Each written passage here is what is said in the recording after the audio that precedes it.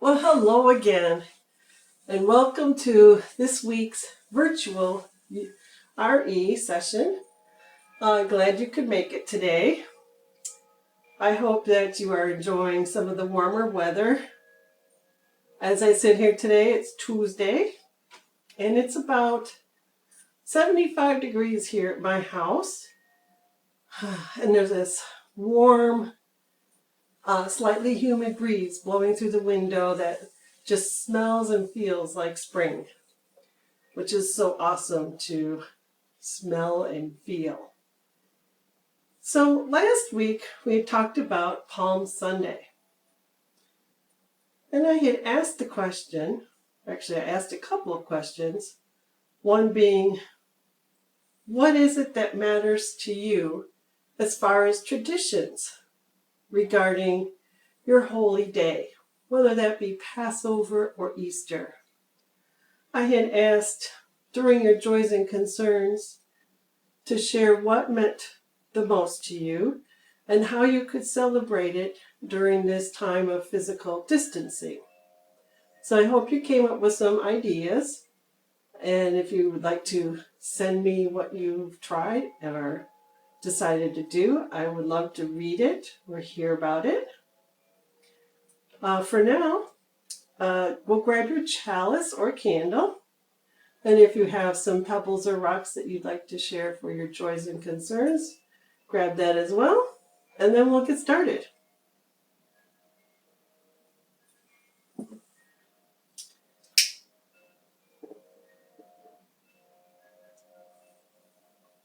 Let's say our chalice lighting words and use our hand motions. We light this chalice to celebrate Unitarian Universalism with open minds, helping hands, and loving hearts. We care for the earth and for each other. Then give yourself a hug.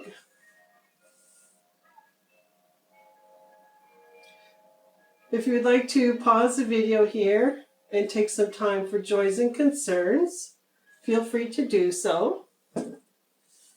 And when you are ready, come on back and we'll see what's in our Wonder Box.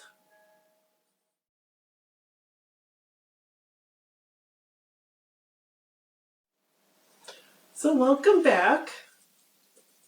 Here's my Wonder Box. Wonder what's inside there today.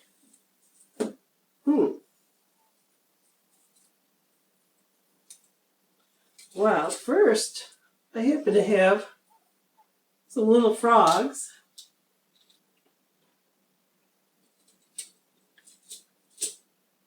Frogs because that was one of the plagues in the Bible and in the Torah that plagued the land of Egypt when Moses was trying to get the Jews freed from slavery. But I also have another cross. A cross because obviously for many of us, this week is called Holy Week, which is the Christian celebration between Palm Sunday and Easter Sunday. And it also happens to be the week of Passover. So I have both frogs to symbolize the Passover story and the Christian cross to symbolize, the Christian Easter story. So last week we had talked a little bit about Jesus and the Christian story and how he had been a great teacher and how we as Unitarian Universalists think of him as a great teacher with many messages that he spread about loving each other and being kind and social justice. The Easter message also means for us, it's a story about loss and how defeat never has the last word. One message is about losing someone you love, and another about justice being defeated, or I should say injustices. And even though someone may have died, we carry their memories forward. Some people say that they can hear voices of their loved ones even after they have died. Perhaps you've experienced that yourself. The Bible tells the story of Jesus' students, or as we call them, disciples, of them hearing and seeing Jesus after he died. For use, many of us do not believe the literal story, but we say that it was as if Jesus had visited them. Carrying memories or voices gives us hopes in times of loss, so that loss never has the last word. Jesus was going to overthrow the government and be a king and bring justice to the land.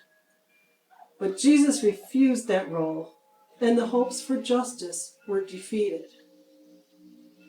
And yet Jesus spoke of a larger justice, and his message of justice and love is remembered more than 2,000 years later. We are liberated from hopelessness into hope. So now sit and find a comfortable position for a short meditation. And if you need to get your wiggles out, wiggle your fingers, wiggle your toes, wiggle your shoulders, and wiggle your nose. Now there are no more wiggles inside of me, so now I can be as still as can be. So get in a position, whether you're sitting or lying down, to relax. If you have a bell or chime and wish to ring it, feel free to do so now. Let yourself relax and take a nice, slow, deep breath. And then let it out. Breathe in and out. Deep, slow, breathing in and breathing out. Imagine a time when you felt hopeless.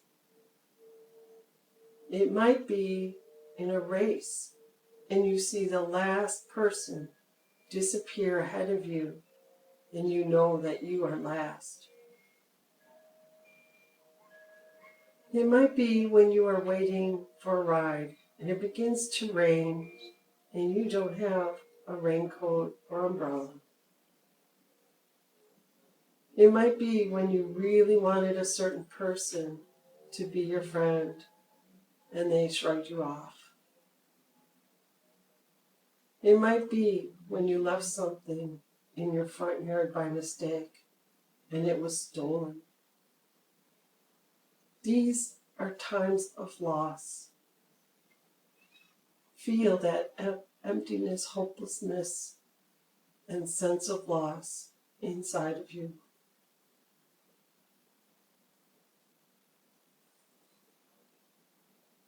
Now, imagine turning a new page and finding a sense of hope. What gives you hope? It might be someone cheering you on from the sidelines. It might be a person sharing their umbrella. It might be when a new person asks you to play with them. It might be when you get a call from the police that your stolen item was found. Loss never has the last word. Imagine the hope filling your heart.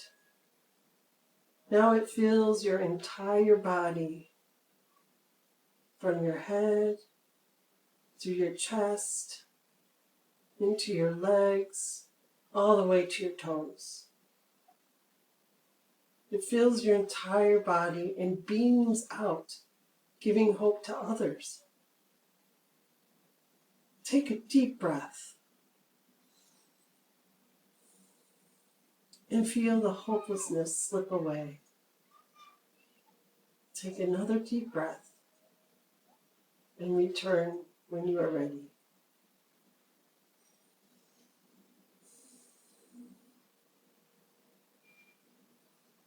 How did that meditation make you feel?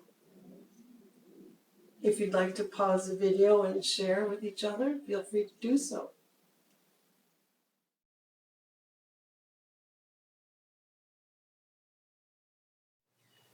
Today we will continue our story from last week from the book Meet Jesus by Lynn Tulliguni and illustrated by Jane Cotton Morgan. Last week, our story told us about the life of Jesus, how he learned carpentry from his father, how he was a quick learner and loved sitting in the temple listening to the teachers, and how he became a great teacher himself, telling stories called parables that helped show people how to respect and love others no matter what. We ended the story when Jesus and his followers came to the city of Jerusalem to celebrate Passover, and how Jesus rode into Jerusalem on a donkey, and the people greeted him by waving palm leaves and laying their coats on the road. So what happened after this huge welcoming? Well, let's find out. By now, Jesus had many followers, but not everyone was happy about it. The leaders in Jerusalem noticed the big crowds that gathered whenever Jesus spoke. They wondered if the people might stop following their rules. Once the disciples knew that the leaders disapproved of Jesus, they were worried. When they gathered for their Passover meal that year, Jesus blessed the bread and wine and gave thanks to God. "May peace be with you," he said to the disciples. Jesus asked them to remember him and his lessons, no matter what happened. Today, this meal is known as the Last Supper. Some people share bread and wine in church as a way to remember it. After the Last Supper, things happened fast. Soldiers arrested Jesus, saying that he was stirring up trouble. In those days, the worst criminals were punished by being nailed to a wooden cross and left to die. Jesus was punished in this terrible way. As Jesus suffered on the cross, his mother Mary and his friends gathered at his side. They knew Jesus had done nothing wrong. They were filled with sadness. After Jesus died, his followers carried on his teaching and honored his memory. Jesus' message of love and kindness spread throughout the world. Now, 2,000 years later, we can still learn from the life and lessons of Jesus. Some people say that Jesus was the Son of God. They say that after Jesus died, God resurrected him or brought him back to life. They celebrate his resurrection on Easter Sunday. Some people say that Jesus was a wise and beloved teacher, whether or not he was the Son of God. They say it is important to remember him because he taught us to treat people with love and to stand up for justice and peace. We celebrate the life of Jesus by trying to live as he did, with full hearts, loving words, and kind actions. Christians believe that Jesus died so that we can be liberated from our mistakes or sins. And for Jews, Passover is a story about how the Jews were liberated from slavery thousands of years ago. And with our theme of liberation during this month, both of these stories tell of a liberation of a little bit different kind from each other. One about how Jews were liberated from slavery, and one how we can be liberated from our mistakes or sins. So some wonder questions for you. I wonder if your friends talk about Jesus. And if so, what kind of things do they say about him? I wonder if you believe the resurrection story.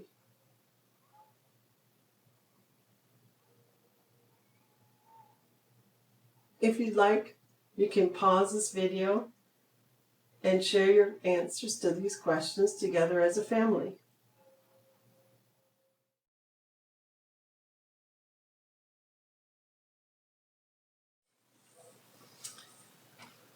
So a few activities that I have suggested for this week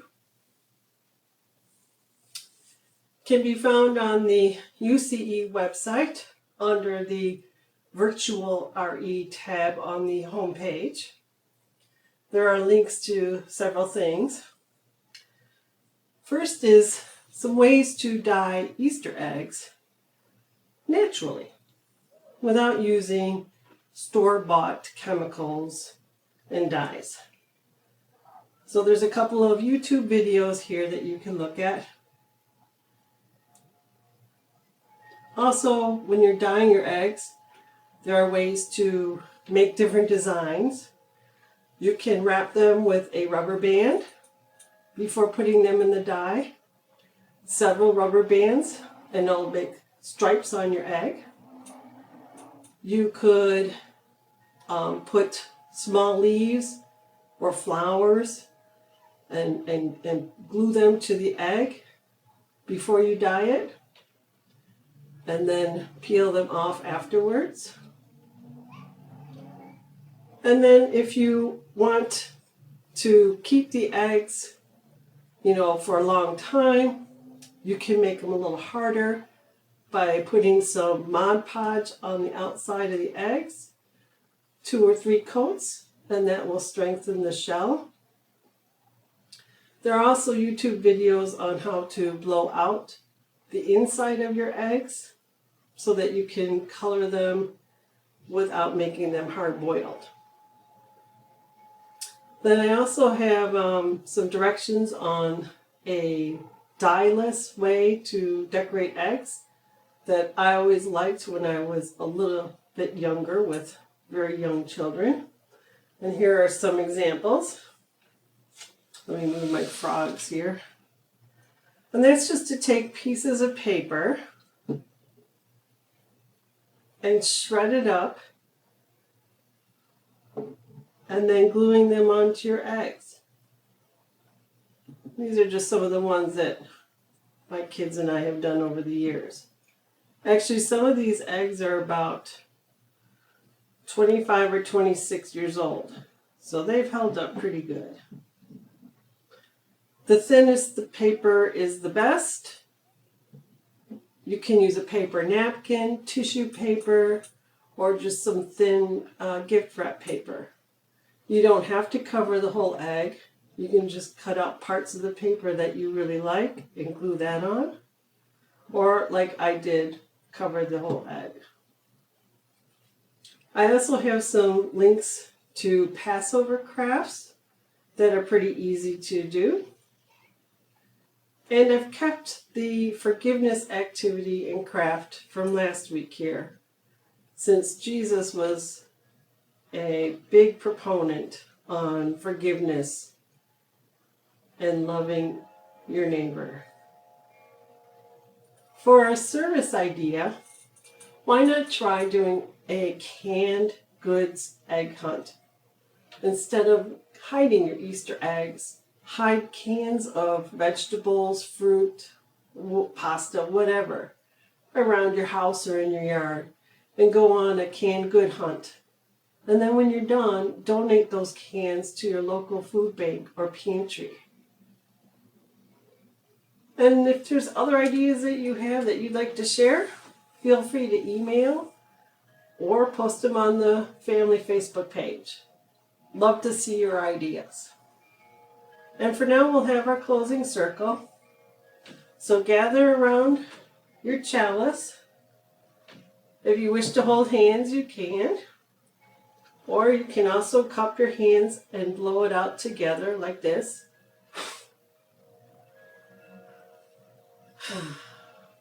And our parting words are, may we honor Jesus' memory by loving our neighbors and treating others as we wish to be treated.